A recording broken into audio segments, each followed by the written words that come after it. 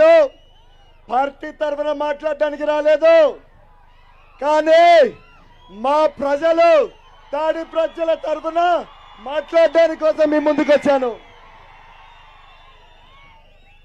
First and foremost, I would like to talk to you regarding our municipality. అన్నా, నేను ఇటు తిరిగి మాట్లాడటం మేలేమో, ఎందుకంటే నేను వాళ్ళ గురించి మాట్లాడుతున్నా మీతో. అన్నా, ఈ తాడిపత్రి మున్సిపాలిటీ అనేది ఒక కళ అన్న. దాదాపు 40 ఏళ్ల నుంచి కళ కంటే అప్పుడు శాసనసభ్యులు అయితేనేమి, అప్పుడు కౌన్సిలర్లు అయితేనేమి, అప్పుడు తాడిపత్రి ప్రజలైతేనేమి ఇటుగా పేర్చుకుంటా ఈ రోజు ఒక నంబర్ 1 మున్సిపాలిటీగా తీర్చిదిద్దుకున్నారన్న. ఎప్పుడో ఒక 20 ఏళ్ల కిందటే అండర్ గ్రౌండ్ డ్రైనేజ్ సిస్టమ్ అయితేనేమి, సీసీ రోడ్లు అయితేనేమి, మాకు తాగునీటి అవసరాలు అయితేనేమి అప్పటికే మేము అన్ని ప్రాజెక్టులు తెచ్చుకున్నామన్నా. కానీ ఇప్పుడున్న పరిపాలకులు, ఇప్పుడున్న ప్రభుత్వము కేవలం 1.5 సంవత్సరాల్లో ఈ ప్రభుత్వం వచ్చినాక మా మున్సిపాలిటీని భూస్థాపితం చేసేశారన్న. కానీ మా నాయకులు ఎవరైతే ఇక్కడ ఉన్నారో, మా ప్రజలు ఎవరైతే ఇక్కడ ఉన్నారో అది తొందరగా తెలుసుకొని కేవలం 1.5 సంవత్సరం తర్వాత ఏవైతే మాకు మున్సిపల్ ఎన్నికలు వచ్చాయో తిరిగి తెలుగుదేశం పార్టీ అయితేనే న్యాయం చేస్తుందని మళ్ళా తెలుగుదేశం పార్టీ జెండా రెపరెపలాడేట్టు చేశారు. మరి ఇంత పని చేసిన మన తాడిపత్రి ప్రజల కోసం మనం ఏం చేద్దామన్నా? నేను ఒకటే అడుగుతున్నా మీకు, రేపు మన ప్రభుత్వం వచ్చినాక, రేపు మన రాబోయే ప్రభుత్వం వచ్చినాక మాకు కావాల్సిన నిధులు ఏవైతే ఉన్నాయో, మాకు కావాల్సిన మౌలిక వసతులు ఏవైతే రావాల్సి ఉన్నాయో అవి ఇచ్చేదానికి మీరు సిద్ధమా అని అడుగుతున్నా అన్న. మీరు సిద్ధమైతే మాత్రం మాకు ఒక్కసారి మీరు సంసిద్ధమనాల్సి వస్తుంది. మా మైక్ దగ్గరకు వచ్చి సిద్ధమా లేదా? అదే విధంగా వద్దు అదే విధంగా మా ప్రాంత మనుషులు చాలా కష్టజీవులన్నా. నేను కష్టజీవులని ఎందుకంటున్నానంటే మా జనము కేవలం కన్నీటితోనైనా కూడా సాగు చేసి పంటలు పండించే శక్తి మా వాళ్ళకు ఉందన్న. మరి ఈ కష్టజీవుల కోసము దాదాపు 50,000 ఎకరాలు సాగు చేసేందుకు ఆ కాలంలోనే ఒక చాగల రిజర్వాయర్ అయితేనేమి, ఒక పెండేకల్ రిజర్వాయర్ అయితేనేమి, ఒక వడుగురు బ్రాంచ్ కెనాల్ అయితేనేమి, ఒక యాడికి బ్రాంచ్ కెనాల్ అయితేనేమి ఇటువంటి ప్రాజెక్ట్స్ ఎన్నో చేపట్టినామన్నా. కానీ మాకు సమస్య ఎక్కడొస్తుందంటే దీనికి అవసరమైన నీటి మాత్రం కేటాయింపులు లేవు మాకు. నేను ఒకటే అడుగుతున్నా, రేపు మన ప్రభుత్వం వచ్చినాక మరి మీరు సిద్ధమా అని అడుగుతున్నానన్నా మాకు నీళ్ళు కేటాయించేదానికి. అదేవిధంగా మీ అందరికి తెలిసిండేదే, ఇది ఒక కరువు జిల్లా.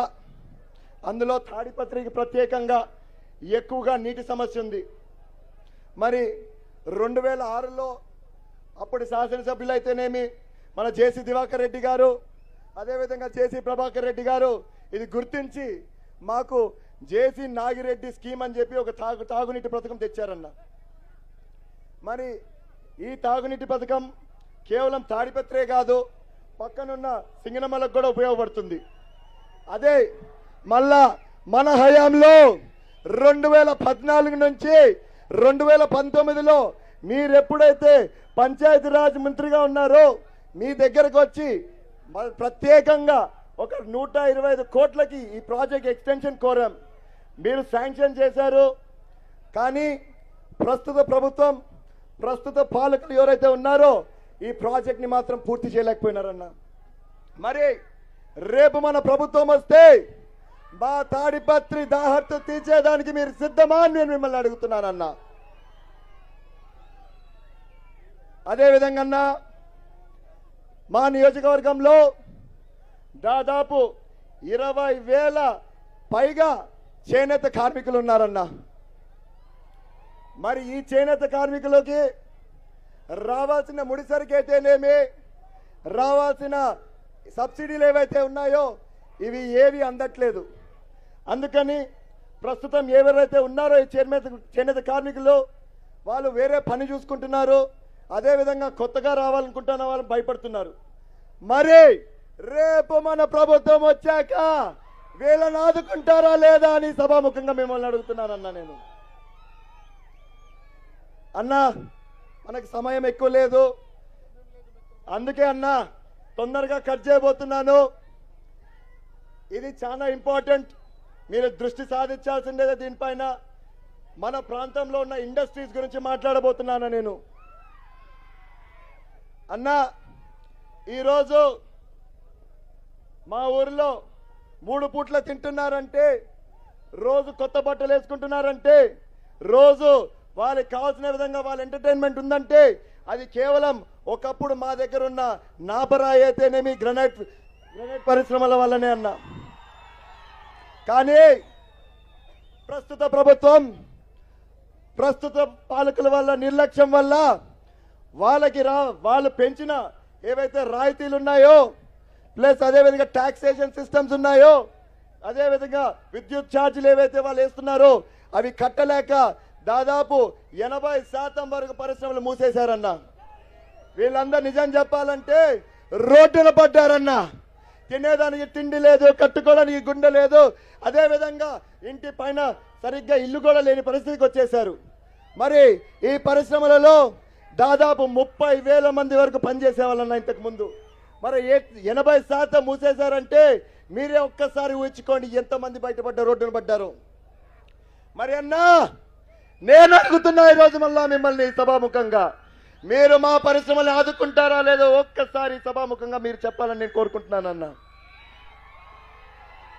అదేవిధంగా అన్నా మా తాడిపత్రి చుట్టూ ఎన్నో మినరల్ డిపాజిట్స్ ఉన్నాయి.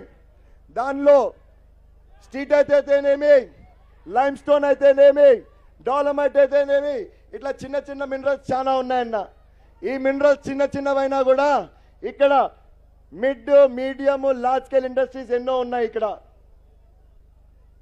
నేను మిడ్ అండ్ మీడియం అని అంటున్నానంటే చిన్న చిన్న పౌడర్ ఫ్యాక్టరీలు ఉన్నాయి, అదేవిధంగా మాకు 4 సిమెంట్ ఫ్యాక్టరీలు ఉన్నాయన్న, 2 స్టీల్ ప్లాంట్లు ఉన్నాయన్న. ఒకప్పుడు ఈ steel plant UltraTech steel plant ఏదైతే ఉందో ఏషియాలో number 1 and biggest steel plant అన్నా. నేనేమంటున్నానంటే రేపు మనం కోరుకునే ప్రభుత్వం వస్తే, రేపు మనం ప్రేమించే ప్రభుత్వం వస్తే, రేపు మనం అందరం ఆదరించే తెలుగుదేశం పార్టీ ప్రభుత్వం వచ్చిందంటే మీరు ఖచ్చితంగా మాకు ఇక్కడ ఒక ఇండస్ట్రియల్ హబ్గా తీర్చిదిద్దాలని నేను కోరుతున్నానన్నా. అన్నా ఏదైతేనేమి మా ఊరిలో ఉన్న బుగ్గరామలింగేశ్వర స్వామి